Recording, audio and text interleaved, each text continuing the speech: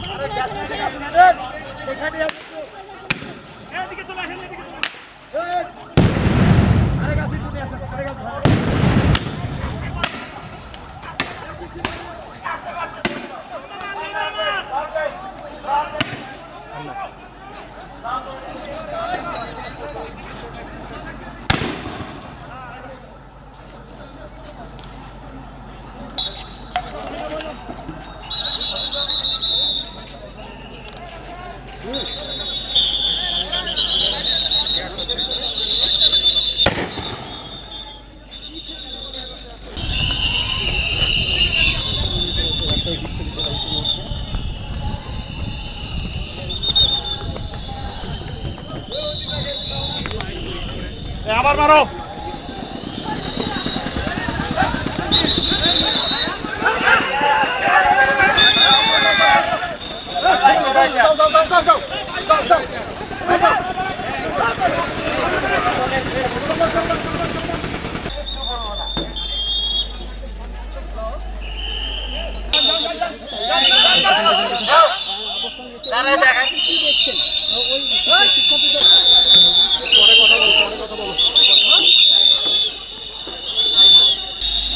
শান্তিপূর্ণভাবে চলে যান। আমরা আপনাদেরকে কিচ্ছু বলবো না।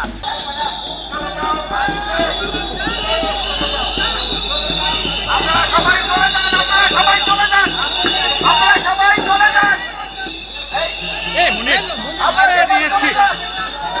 আপনারা সবাই চলে যান। এই তোমার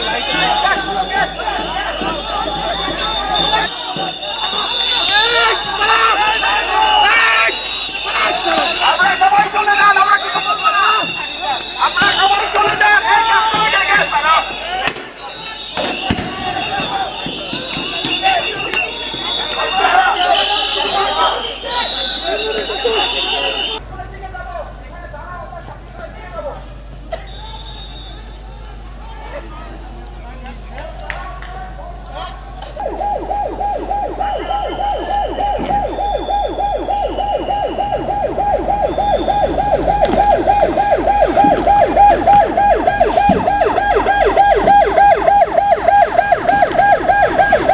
নগদের কাছে সব গ্রাহকই প্রিয়, তাই তো সারা দেশে ক্যাশ আউট চার্জ সবচেয়ে কম।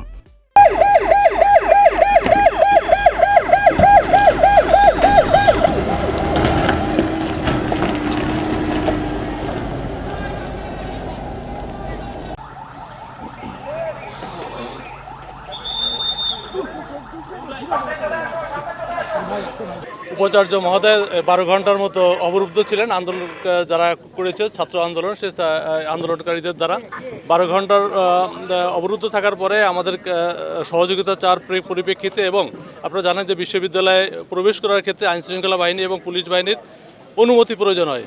বিশ্ববিদ্যালয় কর্তৃপক্ষ যখন আমাদেরকে অনুমতি দিয়েছে, আমরা আমাদের ঊর্ধ্বতন কর্তৃপক্ষের সাথে কথা বলে সিদ্ধান্ত গ্রহণ করেছি যে ভিসি স্যারকে উদ্ধার করার জন্য, এবং তার পরিপ্রেক্ষিতে আপনারা দেখেছেন যে এখানে পুলিশ সদস্য এখানে আছে, আরএমপির পুলিশ, রাজশাহী রেঞ্জের পুলিশ আছে, বিজিবি সেক্টর কমান্ডার উনি নিজে আছেন, বিজিবির সিও বিজিবি উনি নিজে আছেন এখানে, এবং আরএমপির ভারপ্রাপ্ত কমিশনার যিনি ওনার নেতৃত্বে সকল অফিসার ফোর্স এখানে আছে, এবং র্যাবের সিও সাহেব উনি নিজেও আছে।